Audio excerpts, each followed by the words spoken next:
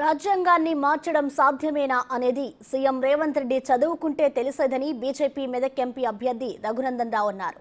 అంబేద్కర్ మళ్లీ పుట్టిన రాజ్యాంగాన్ని మార్చడం సాధ్యం కాదని మోడీ చెప్పిన విషయాన్ని గుర్తు చేశారు.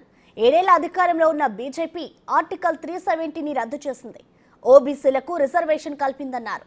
జై శ్రీరామ్ అంటే కేసీఆర్ కేటీఆర్లకు నొప్పేంటని ప్రశ్నించారు. 2 రోజులుగా ఈ రాష్ట్ర ముఖ్యమంత్రి తనకు వత్తాసు పలికేటువంటి కొంతమంది మీడియా మిత్రులతో కలిసి దేశంలో ఏదో సర్జికల్ స్ట్రైక్ జరగబోతుందని, అది బీసీల మీద, ఎస్సీల మీద, ఎస్టీల మీద సర్జికల్ స్ట్రైక్ అని పెద్ద పెద్ద పదాలు మాట్లాడుతూ ఉన్నారు.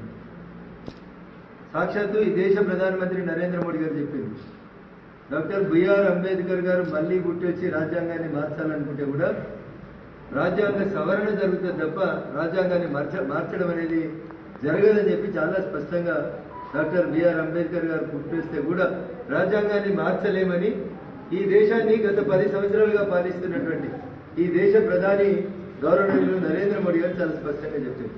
అయినా రేవంత్ రెడ్డి ఉద్దేశపూర్వకంగా 4 ఓట్ల కోసం రోజు అన్ని దినపత్రికలలో ఫస్ట్ పేజీలలో వచ్చే రీతి లోపల బీసీలు, ఎస్సీలు, ఎస్టీలు, మైనార్టీల మీద సర్జికల్ స్ట్రైక్ జరుగుతుంది, రాజ్యాంగాన్ని మార్చేస్తుంది, భారతీయ జనతా పార్టీకి 400 సీట్లు వస్తాయని చెప్తున్నాడు.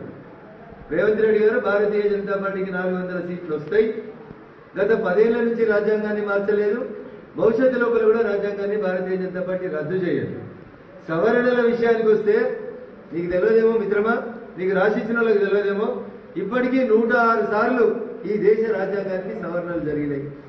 ఆ సవరణలలో మీ కాంగ్రెస్ పార్టీయే మెజారిటీ సార్లు ఈ దేశ రాజ్యాంగాన్ని సవరించిందనే విషయం మీరు తెలుసుకుంటే బాగుంటుంది. ఆఖరికి మీరు చెప్తున్నటువంటి మైనార్టీలకు ఏదో ఇబ్బంది అవుతుందని మాట్లాడుతున్నటువంటి మైనార్టీల అంశం కానీ బయలుదేరిండు, బాత్రూంలో జారి నాట్ మీద పడ్డ ఆయన ఒక ఆయన లేచి మళ్ళీ కుంటుకుంటా గేటు కూడా కట్టబెట్టుకొని కూర్చొని చెప్తా ఉన్నాడు. అయ్యి అట్లే మాట్లాడుతున్నాడు, కొడుకు అట్లే మాట్లాడుతున్నాడు, జై శ్రీరామ్ అంటే కడుపు నిండుతుందా అని. నేను అడుగుతున్నా కేసీఆర్, మరి రోజు మసీదులకు 5 సార్లు అల్లాహు అక్బర్ అంటున్నారు కదా, దాంతో కడుపు నిండుతుందా? నీకు చేతనైతే నీకు ఉర్దూ బాగా వస్తుంది కదా కేసీఆర్, చార్మినార్ దగ్గరికి వచ్చి చెప్పు జై శ్రీరామ్ అంటే కడుపు నిండుతలేదు కదా, మరి రోజు 5 సార్లు నమాజ్ చేస్తే కడుపు నిండేదని వచ్చి చార్మినార్ కాడ చెప్పు. ఎందుకు ఈ దేశంలో మెజారిటీ ప్రజల్ని ఎన్నిసార్లు అవమానిస్తావు కేసీఆర్? బుద్ధి వస్తలేదా నీకు? హిందుగాలు బొందుగాలు అని ఒకసారి అవమానిస్తే కరీంనగర్ లో, నిజామాబాద్ లో నీ బిడ్డ నొడగొట్టినా నీకు ఇంకా బుద్ధి వచ్చినట్లేదు. అయ్యట్లే మాట్లాడతాడు, కొడుకు అట్లే మాట్లాడతాడు. జై శ్రీరామ్ నా ఇష్టం నేనంట, ప్రజల ఇష్టం ప్రజల నినాదం, నీకేం నొప్పి అవుతుంది? జై శ్రీరామ్ అనకపోతే జై కేసీఆర్ అనాలా? అన్నారు కదా 10 ఏళ్ళు ఏం చేసినావు? జై కేసీఆర్ అని చచ్చిపోయిన శ్రీకాంతాచారి తల్లి కుటుంబాన్ని గౌరవించలే కదా, అంత సంస్కారం లేని వాళ్ళు కదా మీరు. జై తెలంగాణ, జై కేసీఆర్ అంటే లీడర్లు, జై శ్రీరామ్ అంటే తప్పవుతుందా? రా మరి ఏడికి వస్తావు, ఏ ప్రార్థనా మందిరం దగ్గరకు వస్తావో ఆదివారం నాడు పొద్దుగాల 11 గంటలకు వచ్చి చెప్పు, ఈ ప్రార్థన కడుపు నింపది, ప్రార్థన చేయకండి అని చెప్పు. ఆ తెలివి లేదు, ఆ సోయి లేదు.